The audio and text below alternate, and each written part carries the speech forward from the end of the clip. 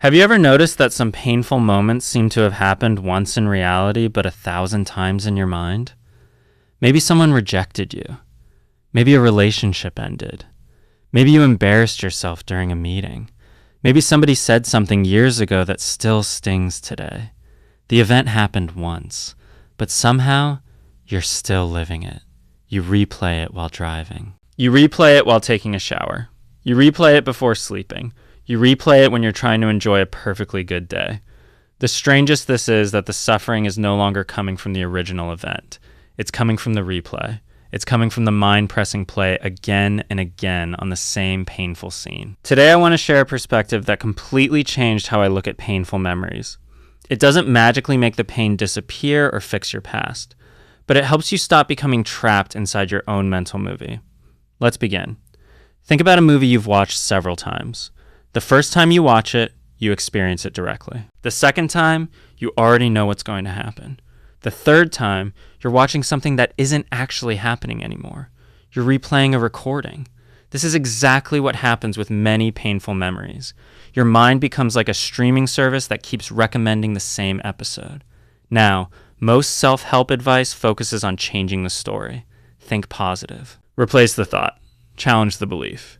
And sometimes those approaches can help. But here is a completely different question.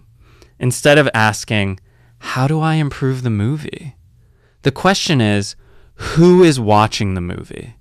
That's a very different direction. Let's use a simple example. Imagine you gave a presentation at work. You stumbled over your words. A few people looked bored. Maybe one person checked their phone. You come home and feel terrible. Now notice what happens. The presentation ended at 3 p.m., but at 8 p.m., you're still replaying it. At midnight, you're replaying it. The next morning, you're replaying it. A week later, you're replaying it. The event lasted 30 minutes. The suffering lasted 7 days. What happened? A memory appeared. Then thoughts appeared. Then emotions appeared. Then more thoughts appeared. And the mind stitched them together into a story. Instead of going with the story, why don't you slow down and observe the process? Because something important gets missed. The presentation is not happening. The memory is happening. Those are not the same thing. The embarrassment is not occurring right now. A thought about embarrassment is occurring right now. That distinction sounds small, but it changes everything. The first practical step is simply noticing when the replay starts, not stopping it, not fighting it, just noticing. The movie has started again.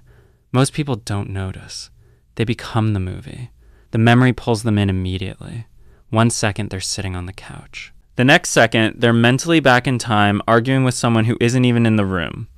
The ability to notice the replay is the beginning of freedom. Now here's where things become really interesting. Everything you're experiencing can be divided into two categories, the observed and the observer. The observed includes thoughts, memories, emotions, sensations, images, mental stories.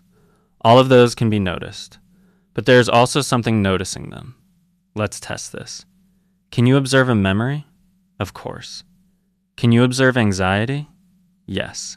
Can you observe sadness? Yes. Can you observe thoughts? Definitely. Then the simple question is, if you can observe these things, can they truly be what you are? Think about that carefully. Clouds move across the sky, but the sky itself remains. Thoughts move through awareness. Memories move through awareness. Emotions move through awareness. But the awareness itself remains. Most of us spend our lives identifying with every cloud. Learn to look at the sky. Let's make this practical. Suppose somebody insulted you. For 3 days, you're mentally arguing with them. You've probably done this. I know I have. You're taking a walk and suddenly you're delivering the perfect comeback. You're winning an imaginary debate. The other person isn't there. The conversation isn't happening. Yet your body is reacting as if it's real. Your heart rate changes. Your mood changes. Your day changes. The mind has created a virtual reality experience, and you've stepped inside it. The next step is surprisingly simple. Stop arguing with the memory. Notice, I didn't say agree with it. I didn't say approve of what happened. I didn't say justify bad behavior. I simply mean stop fighting the fact that it already happened. A lot of suffering comes from this hidden sentence. This should not have happened, but it did happen. Reality already voted. The event is already part of history. Every replay becomes an attempt to renegotiate something that can no longer be changed. It's like trying to edit yesterday's weather. No matter how much energy you invest, the rain has already fallen. Acceptance doesn't mean liking the past. It means recognizing that fighting the fact of the past creates additional suffering. Now let's go even deeper. One of the most powerful practices in self-inquiry. When a painful thought appears, ask, who is suffering right now? Not intellectually. Actually look. Most people immediately answer, me, but then ask another question. Who exactly is this me? And that's where things get interesting. You might find images. You might find memories. You might find labels. I'm a failure. I'm not good enough. I'm always rejected. I'm the person who messed up. But notice something. Those are thoughts. Those are descriptions. Those are stories. They are not the direct experience of who you are. Imagine someone calls you a terrible driver. For the next week, you're upset. But what are you actually upset about? The sound waves they produced? No. You're upset about the identity the mind constructed from those words. The mind created a character, then spent days defending the character. The more deeply you investigate, the more you realize that much of psychological suffering is tied to protecting an image of ourselves, an image that exists mostly in thought. Now, this does not mean your emotions are fake. This is important. People think it means just ignore your feelings. That's not the teaching. If grief arises, feel it.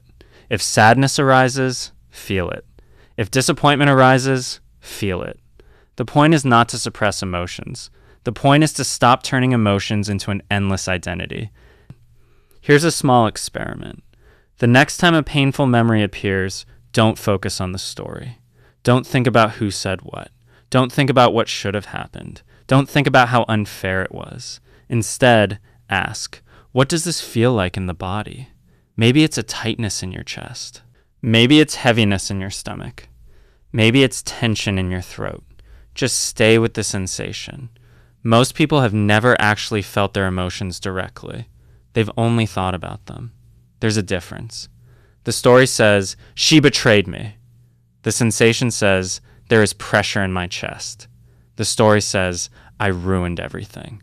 The sensation says, there is heat in my face. Stories belong to the mind. Sensations arise in awareness and pass away.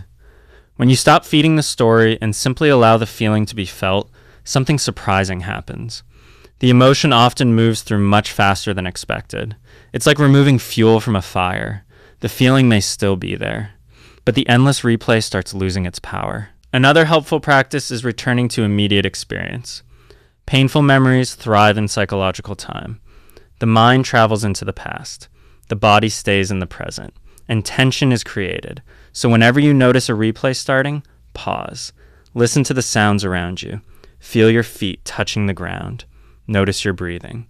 Notice the sensation of your hands. Notice the room around you, not as a relaxation trick, but as a reminder that reality is happening here, not inside the mental replay.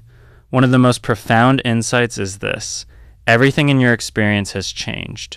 Your body has changed. Your personality has changed. Your beliefs have changed. Your circumstances have changed. The people around you have changed. But there is something that has remained constant. The awareness that knew your childhood.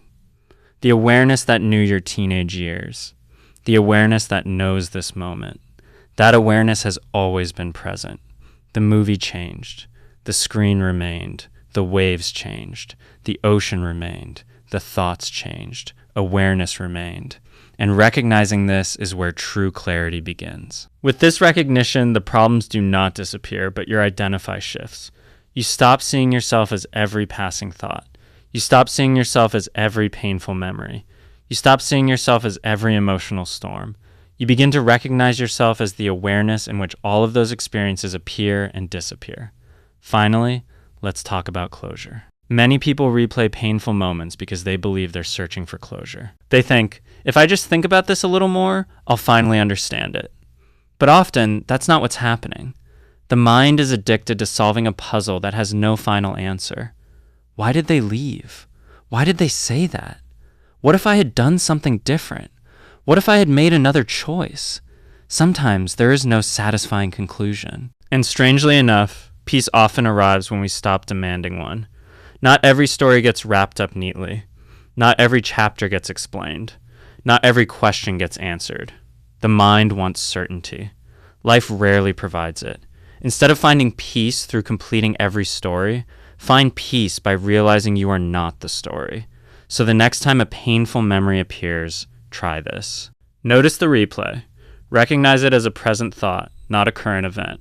Observe the emotions without resisting them. Ask who is aware of the experience. Return to what is happening right now. And remember that awareness itself remains untouched by the changing contents of the mind.